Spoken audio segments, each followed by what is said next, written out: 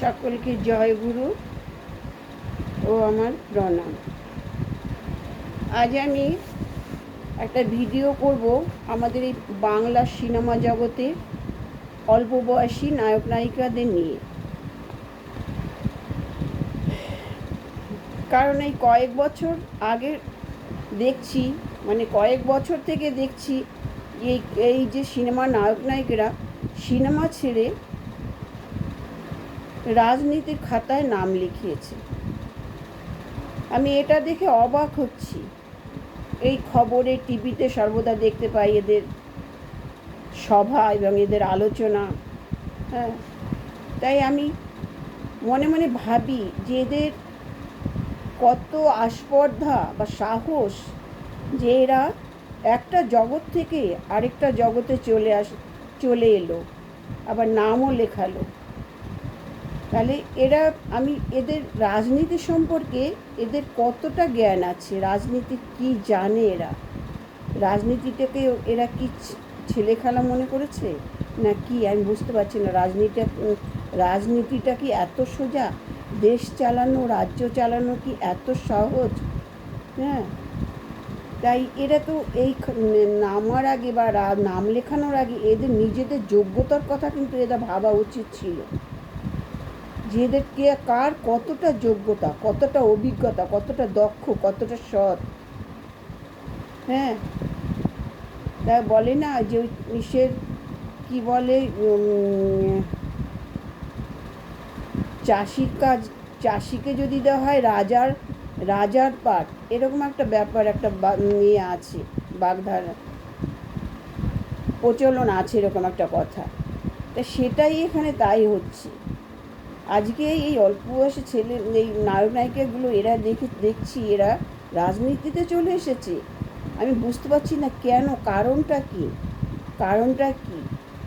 শুধু কি নাম যশ খ্যাতি, না মানুষের সেবা, না এখানে সিনেমা জগতের থেকে টাকার ইনকামটা বেশি সেটা, না কি? আমি তো কিছু আমার মাথায় আসে না।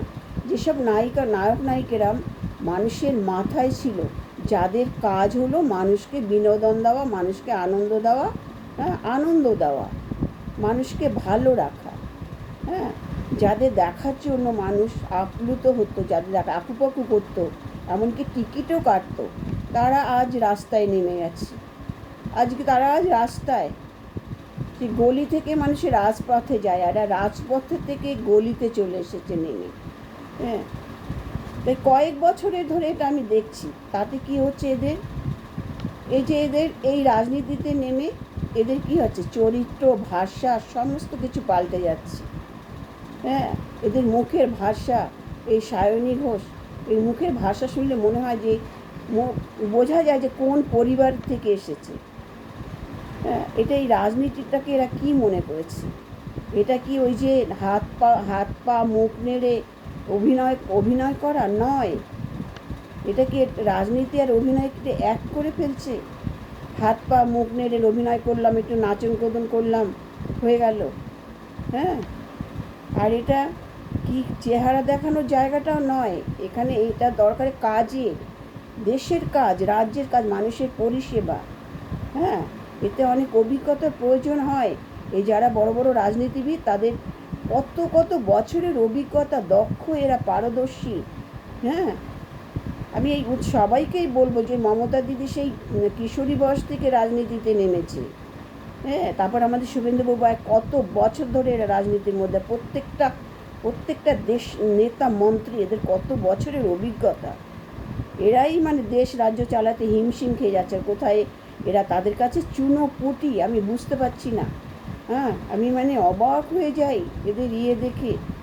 এরা কি উদ্দেশ্যটা কি? মাছের তেলে মাছ ভাজা, না সরকারি টাকা লুটপাট, না সরকারি টাকা দিয়ে মানুষের সেবা? মানুষের সেবার কথা যদি আসে, তাহলে তো এরা সিনেমা করে কম টাকা ইনকাম করেনি। এদের টাকা দিয়েই তো এরা মানুষের সেবা করতে পারতো। এরা সরকারি টাকা দিয়েই মানুষের সেবা, এই উদ্দেশ্য কেন? এদের কি টাকার অভাব আছে? তাই একটা রাজনীতি আসতে গেলে মানুষকে পরিষেবা, দেশের কাজ, এটা এর জন্য দরকার হয় একটা অভিজ্ঞতা এবং সৎ, ধার্মিক, আধ্যাত্মিক জগতের মানুষ না হলে মানুষের সেবা, দেশের সেবা, দশের সেবা কখনো করা যায় না। এটা মাথায় রাখা উচিত ছিল। হ্যাঁ, এরা কোন জগতের মানুষ, এরা কোন জগতের মানুষ? চার দেওয়ালের মধ্যে হাত পা মুখ নেড়ে একটু অভিনয় করলাম, হয়ে গেল। হ্যাঁ, আর রাজনীতিটা কি তাই? সেটাকে কি এক করে ফেলছে এরা? হ্যাঁ, আর একজন দুর্নীতিতে জড়িয়ে তারা নিজের গায়ে কাদা মেখে ঘরে ঢুকছে, রাস্তায় নেমেছে কাদা মাখার জন্য। সেই রাজপথ থেকে রাস্তায় বলে না, হ্যাঁ, তাই বলে না, অতি লোভে না তাঁতি নষ্ট, অতি লোভে তাঁতি নষ্ট, তাই কথায় আছে। এদের বোঝা উচিত আমাদের তাপস পালকে দেখে। আজকে তাপস পাল একটা অত বড় মাপের একজন নায়ক, সে কী করলো? বার্ধক্যের দিকে শেষের দিকে এসে রাজনীতির খাতায় নাম লেখালো। তাতে তার পরিণতিটা কী হলো? মানুষ চোখে দেখেছে, নিজে চোখে কী হলো পরিণতি। তার জেলের মধ্যে তার মৃত্যু হলো, বিভিন্ন দুর্নীতিতে জড়িয়ে পড়লো, দুষ্কর্মে জড়িয়ে পড়লো। হ্যাঁ,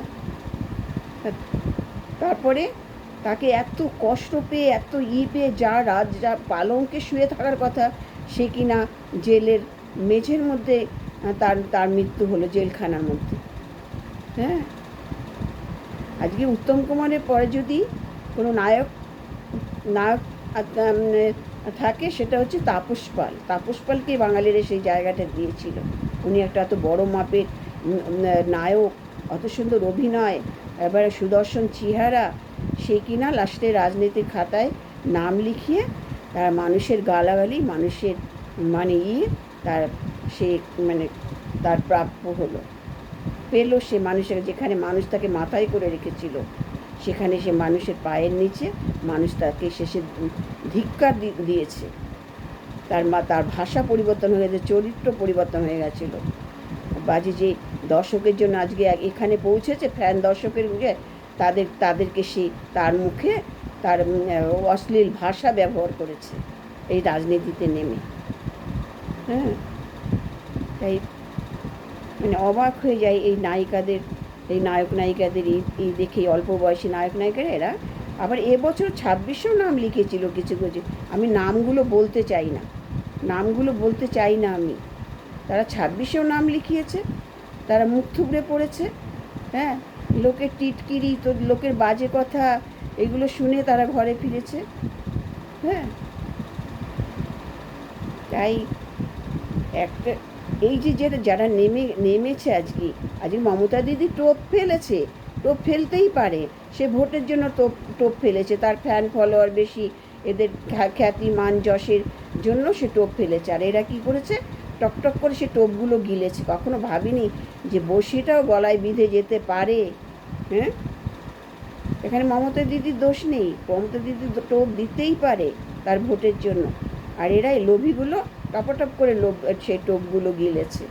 কিসের আশায়? পদের আশায়, না টাকার আশায়, টাকার নেশায়? কিসের নেশায়? সিনেমা জগতের থেকে কি এখানে বেশি টাকা?